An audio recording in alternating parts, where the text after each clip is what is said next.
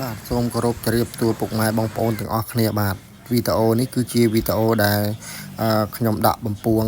ចុងស្លាបបងប្អូនបាទនេះបងប្អូនមើលបដាទៅបាទមើលលេងទៅណាបងប្អូនអរគុណច្រើនបាទកន្លែងនេះគឺយើងដាក់ចុងមុនដំបូងយើងលេងម្សៅហើយនេះយើងដាក់ចុងស្លាបចូលទៅបងប្អូនបាទដាក់ចុងស្លាបចូលទៅបាទមុននឹងនេះយើងដាក់ខ្លាញ់ឲ្យវាក្តៅសិនណាបងប្អូនបាទដាក់ខ្លាញ់ឲ្យវាក្តៅនឹងចក្រានទៅណាបងប្អូននេះ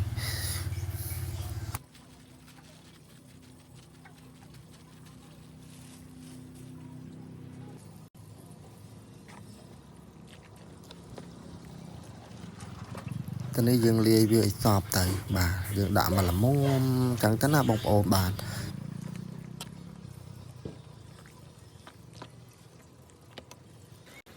បន្ទាប់មកយើងបង់ចូលឆ្នាំងដែលយើងដាក់ឲ្យវាក្តៅខ្លាញ់ហ្នឹងហើយបាទដាក់ទៅ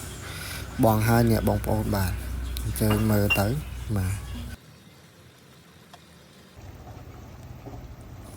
ខ្លាញ់ពុះល្អណាស់បងប្អូនបាទនៅឡើងភុចហ្មង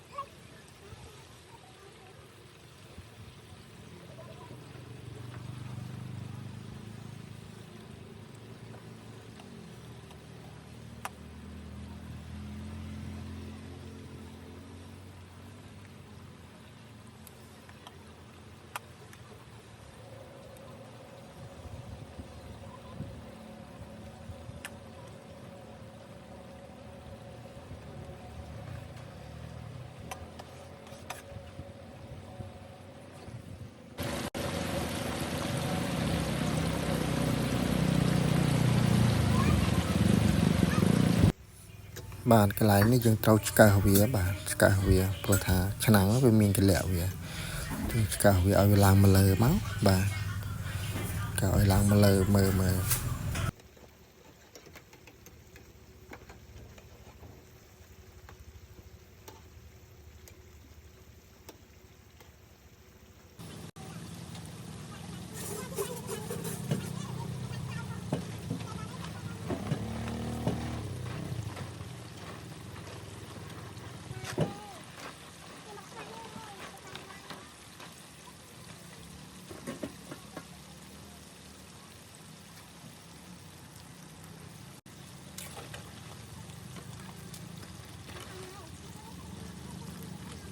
បន្ទាប់មកយើងត្រូវបេះវាចេញបេះវាពេលដែលបងទៅវាជាប់គ្នាតែវាមិនជាប់ខ្លាំងទេតែយើងត្រូវតែបេះវាកុំឲ្យវាជាប់គ្នាអញ្ចឹងណាបងប្អូនបាទ